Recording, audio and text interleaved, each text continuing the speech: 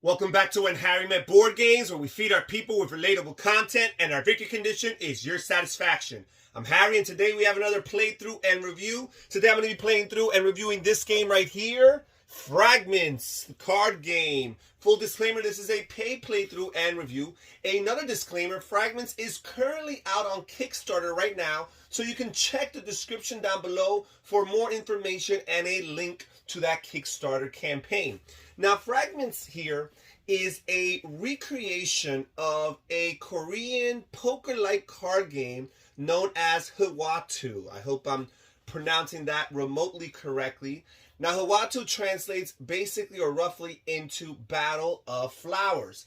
And I must say, the first thing I want to say off the top is that the artwork on these cards is absolutely gorgeous, very vibrant. It really enhances the gameplay experience. So although this is a recreation of traditional card games, the artwork really brings you into that more modernized feel of contemporary gaming. Now, I do want to talk a little bit about the deck and the composition of the deck. The deck consists of 48 cards along with a few additional wild cards.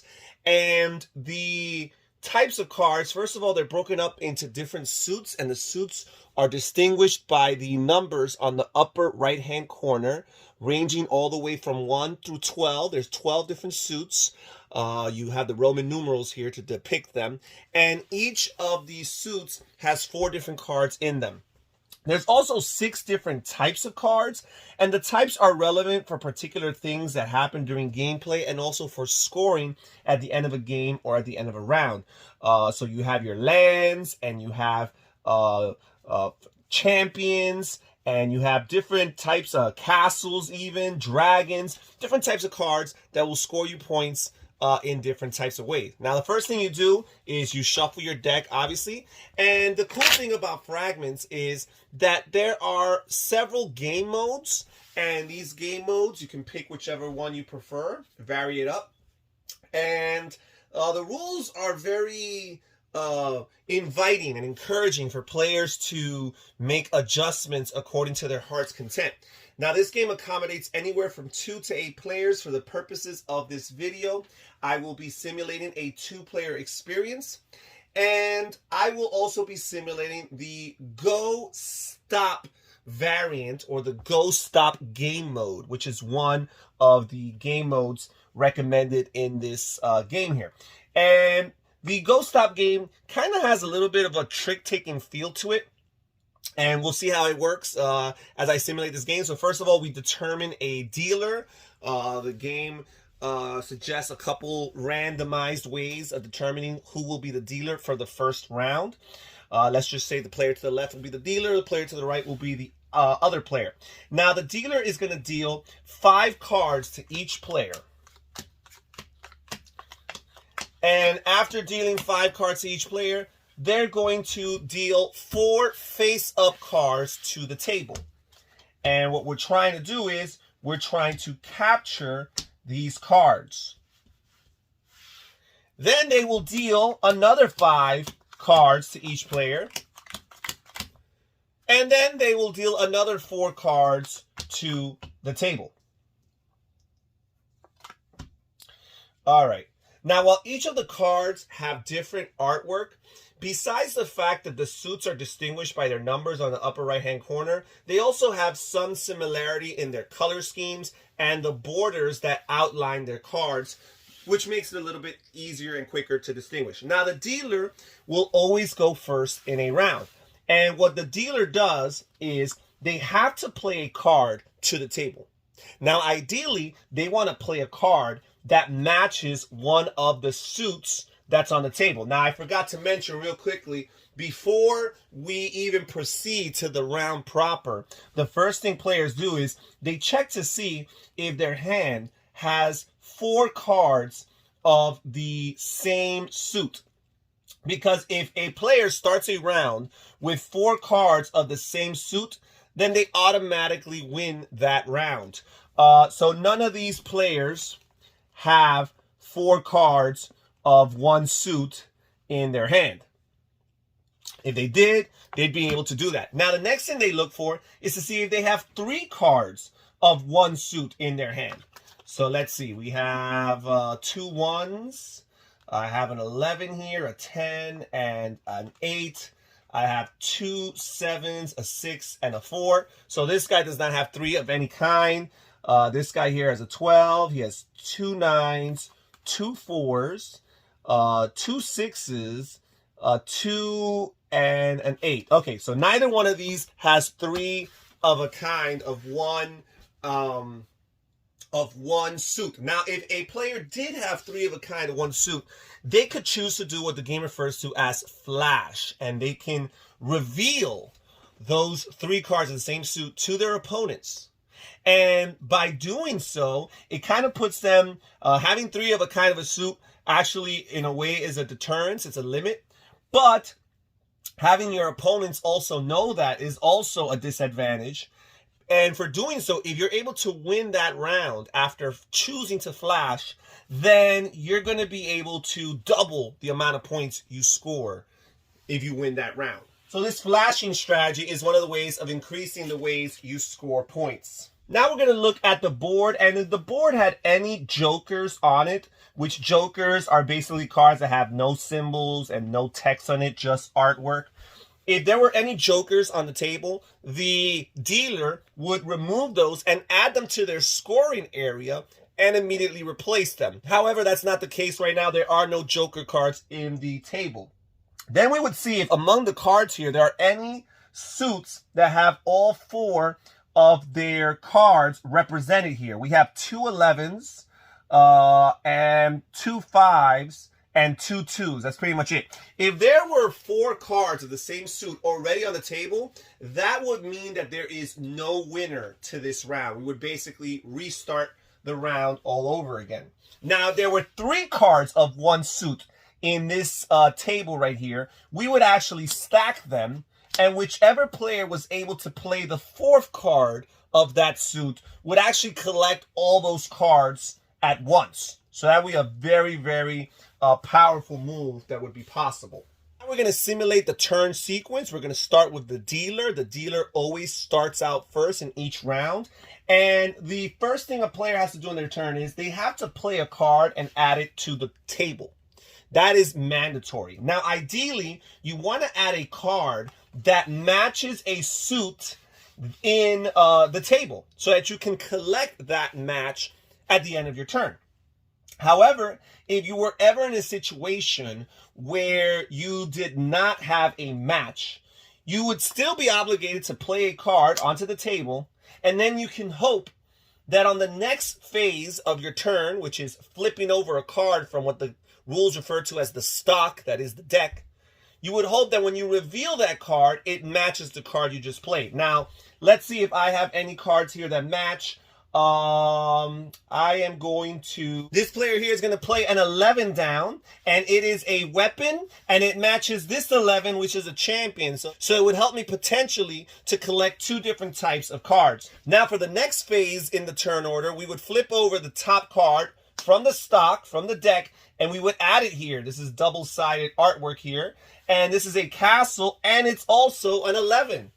So now that there's 3 cards of the same suit, I actually get to pick which pair I want to collect and add to my scoring area. And I'm going to choose to grab these 2 cards here, and I'm going to set them aside in my scoring area. Now, a scoring area, in the far left, you would put all of your dragons. In the top center, you would put your weapons. In the regular center, you would put your champions, and off to the right, you would keep all of your lands, your castles, and your jokers. So we're just going to set these aside right here. This player is done with their turn, and now we will proceed to the player here on their right. And they're going to look at their cards here, and let us see what they want to do. This player here is going to play down this 2 and add it to the table here. Then they're going to flip over the top card from the stock, and it's a 12. So there are 2 other 2s, so they have their choice as to what they want to grab. And they're going to grab this 2 and this 2. One is a land, and the other one is a weapon here. and they're going to set it aside to their player area, to their scoring area.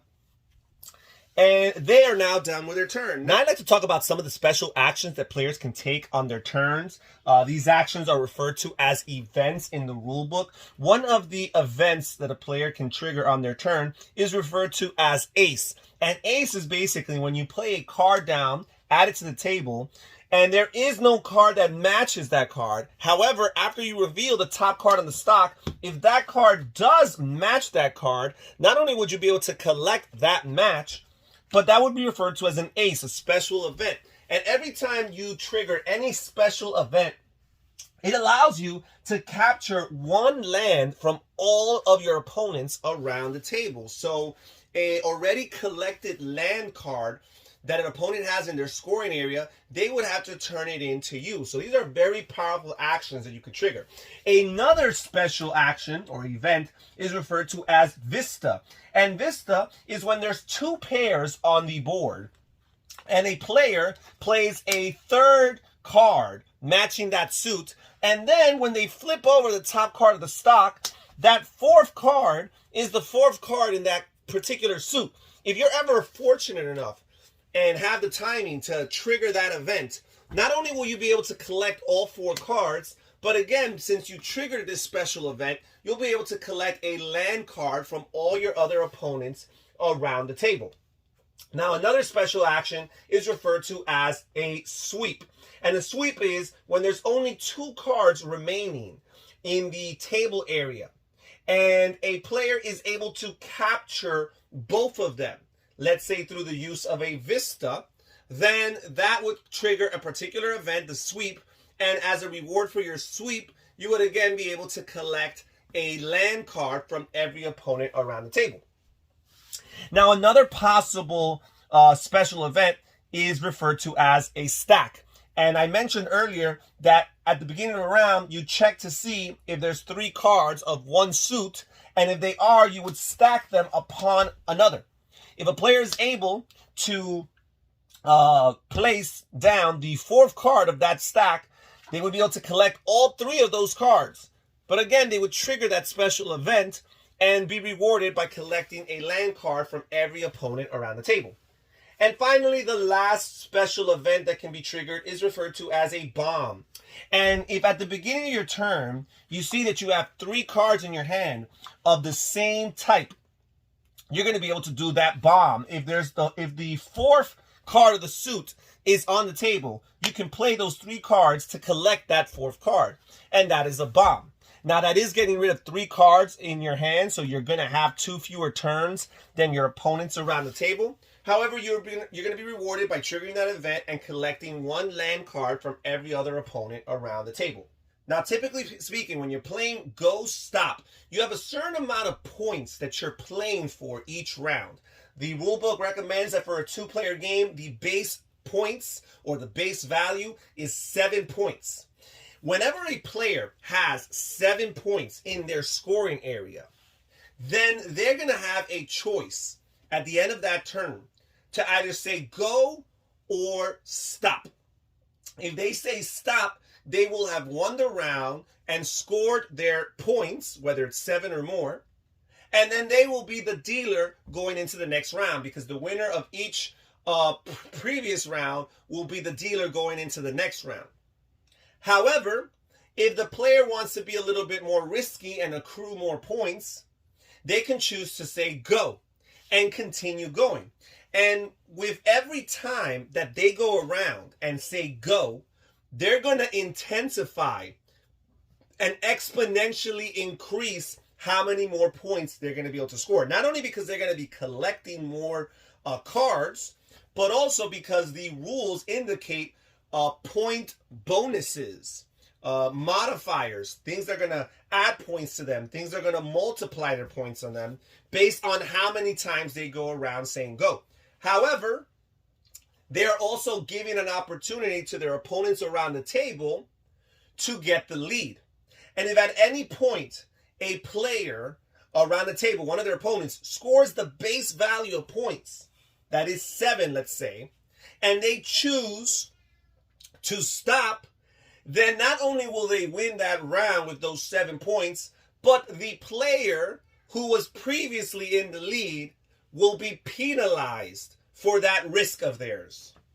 So that's something to really consider. Now, as far as scoring is concerned, each of the different types of cards score you in different ways. It's usually a set collection that's taking place. The more cards you collect of a particular type, the more points you will score. Eventually, there is a threshold of which when you reach it, you will actually not only score points, but there will be a penalty, a multiplier that will be applied to your opponents for allowing you to accrue that many cards of the same type. And that's pretty much it as far as Fragmentz and how it plays. I think this is a really cool twist on traditional card games.